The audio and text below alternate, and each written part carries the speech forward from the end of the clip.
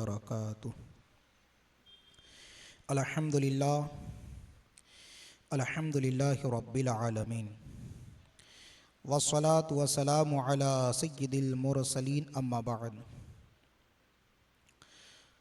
فأعوذ بالله من الشيطان الرجيم. بسم الله الرحمن الرحيم. إن الله وملائكته يصلون على النبي يا أيها الذين آمنوا صلوا عليه وسلموا تسليما. اللهم صل على سيدنا ومولانا محمد معدن الجود والكرم وآلہ الکرام وابنہ الکریم وبارک وسلم. محترم سامعین کرام، سیرت مصطفیٰ جان رحمت صلی اللہ تعالی علیہ وسلم کا درس جاری و ساری ہے. اس سے پہلے والی گفتگو میں آپ حضرات نے ہمارے حضور صلی اللہ تعالی علیہ وسلم کے مقدس سفر طائف کو سماعت کیا، جس میں کفار و مشرکین کی جانب سے ہمارے حضور صلی اللہ تعالی علیہ وسلم پر نہایت ہی ظلم و تشدد کے پہاڑ ڈھائے گئے اور آپ کی اسلام کی دعوت کو ٹھکرا دیا، آپ کو پریشان کیا. ہمارے حضور صلی اللہ تعالی علیہ وسلم رنجیدہ ہو کر مکہ کی طرف رواں دواں ہوئے.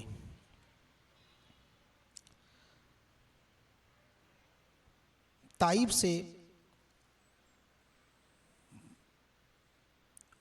واپسی پر مکہ معظمہ سے پہلے ہمارے حضور صلی اللہ تعالی علیہ وسلم نے مقام نخلا، یہ ایک جگہ کا نام ہے جو مکہ شریف سے تقریباً 5-6 کلومیٹر کی دوری پر واقع ہے، وہاں پر ہمارے حضور صلی اللہ تعالی علیہ وسلم نے رات گزاری اور وہاں پر چند جنات ہمارے حضور پر ایمان لائے. آج کی گفتگو میں اسی پر تفصیلی بحث ہوگی. ہمارے حضور صلی اللہ تعالی علیہ وسلم جب طائف سے واپس مکہ معظمہ تشریف لائے تو مکہ معظمہ داخل ہونے سے پہلے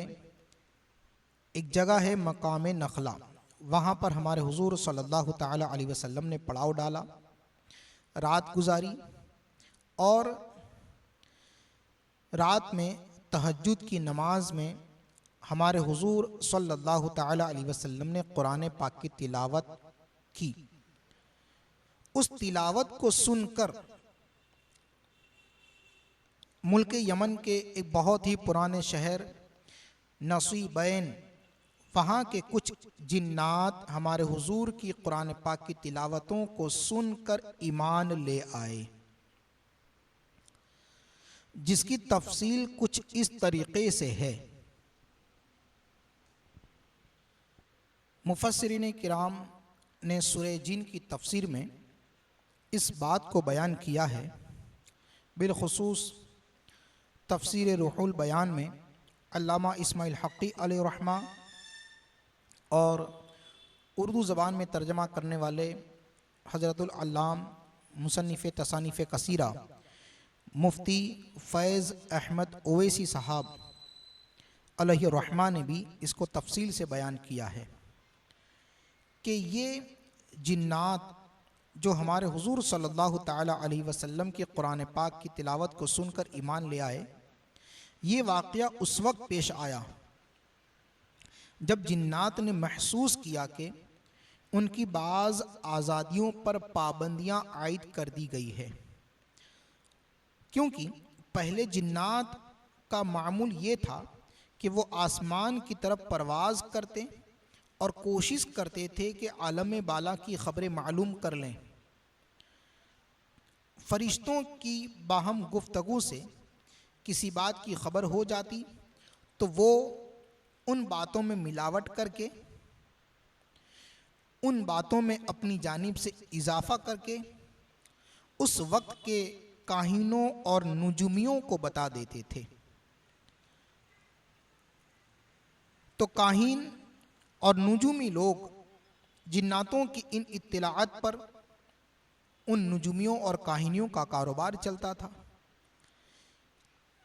اچانک ان جناتوں کو یہ محسوس ہوا کہ ہر طرف فرشتوں کے سخت پہرے لگ گئے ہیں، اور جہاں وہ پہلے عالم بالا کی خبر معلوم کرنے جاتے تھے، اب وہاں پر جانے سے فرشتے ان کو روک دے رہے ہیں، یا اگر وہ چھپ کر وہاں کی کسی بات کو سننے کی کوشش کرتے ہیں تو شہاب ثاقب کے ذریعے سے ان پر کوڑے برسائے جاتے ہیں، ان کو مارا جا رہا ہے۔ وہ اوپر جانے کی کوشش کرتے ہیں تو فرشتوں کے پہروں کی وجہ سے اوپر جانے سے روک دیے جاتے ہیں، اور اگر چوری چھپے کسی طرف سے نکلنے کا ارادہ کرتے ہیں تو ان پر شہاب ثاقب برستے ہیں۔ اس سے ان جناتوں کو اندازہ ہوا کہ زمین میں ایسا کوئی واقعہ پیش آیا ہے یا آنے والا ہے جس کے لیے یہ سخت انتظامات کیے گئے ہیں۔ چنانچہ زمین پر ایسا کون سا عجیب واقعہ پیش آیا ہے جس کی بنا پر عالم بالا آسمان پر اتنے سخت پہرے کر دیے گئے اور ہم لوگوں کو جانے سے روک دیا گیا، اور اگر ہم جاتے ہیں تو شہاب ثاقب سے ہم پر وار کیے جاتے ہیں، مارا جاتا ہے۔ تو اس بات کی تحقیق کے لیے زمین کے مشرق و مغرب اور ہر طرف جنات کی جماعت در جماعت بھیج دی گئی تاکہ وہ اس بات کی حقیقت کو تلاش کر کے لائے، اس بات کو معلوم کر کے لائے، اور کوشش کریں کہ اس کی مکمل تحقیق کر کے وہ جمع ہو کر باہم مشورہ کریں کہ آخر وہ کون سا واقعہ پیش آیا ہے جس کی بنا پر آج ہمیں عالم بالا پر جانے سے روک دیا گیا ہے۔ چنانچہ بعض جنات اسی حقیقت کا سراغ لگانے کے لیے اسی کوشش میں وہ مقام نخلا پر بھی پہنچے جہاں پر ہمارے آقا کریم صلی اللہ تعالی علیہ وسلم نے رات کو پڑاؤ کیا تھا، اور نماز تہجد میں ہمارے حضور نے قرآن پاک کی تلاوت کی تھی۔ جب ان جناتوں کا گزر ہمارے حضور کریم صلی اللہ تعالی علیہ وسلم کے قریب سے ہوا اور قرآن پاک کی تلاوتوں کو سنا تو قسمیں کھا کر کہنے لگے کہ واللہ یہی کلام الہی ہے جو ہماری اور آسمانی خبروں کے درمیان حائل اور معنی بنا ہوا ہے، یہی محمد رسول اللہ صلی اللہ تعالی علیہ وسلم ہیں جن پر یہ کلام نازل ہوا ہے، جن کی بنا پر ہمیں عالم بالا میں جانے سے روک دیا گیا ہے، اور یہ جو قرآن پاک کی تلاوت کر رہے ہیں یقیناً بہت ہی بہترین شیریں ہیں۔ اور ہمارے حضور صلی اللہ تعالی علیہ وسلم سے اس مقدس کلام کی تلاوت کو سن کر اس وقت ملک یمن کے پرانے شہر کے 9 جنات، نصیبین کے 9 جنات ہمارے حضور صلی اللہ تعالی علیہ وسلم پر ایمان لے آئے تھے۔ تقریباً تمام اہل سیر اور مفسرین عظام کا اس بات پر اتفاق و اتحاد ہے کہ ان ایمان لانے والے جناتوں کی تعداد 9 کے قریب تھی کہ جب انہوں نے ہمارے حضور کی مبارک مقدس زبان سے قرآن پاک کی تلاوت کو سنا تو ایمان لا کر مشرب اسلام ہو گئے۔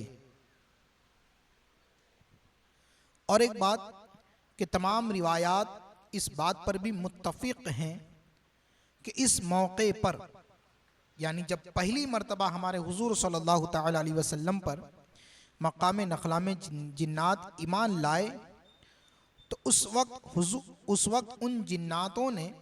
اپنے وجود کا اظہار حضور اکرم صلی اللہ علیہ وسلم کے سامنے نہیں کیا تھا۔ حضور کے سامنے وہ جنات ظاہر نہیں ہوئے تھے، اور نہ ہمارے حضور صلی اللہ علیہ وسلم نے ان کی آمد کو محسوس فرمایا تھا، بلکہ بعد میں اللہ تبارک و تعالیٰ نے وحی کے ذریعے سے آپ کو ان کے آنے اور قرآن کریم سننے کی خبر دی۔ اس مکمل واقعے اور جنات کے ہمارے حضور صلی اللہ تعالیٰ علیہ وسلم پر ایمان لانے کے تعلق سے اللہ تبارک و تعالیٰ نے سورۃ الجن کی شروعات کی آیتوں میں اس بات کو بیان فرمایا ہے۔ اللہ تبارک و تعالیٰ قرآن پاک میں ارشاد فرماتا ہے قُلْ أُوحِيَ إِلَيَّ أَنَّهُ اسْتَمَعَ نَفَرٌ مِّنَ الْجِنِّ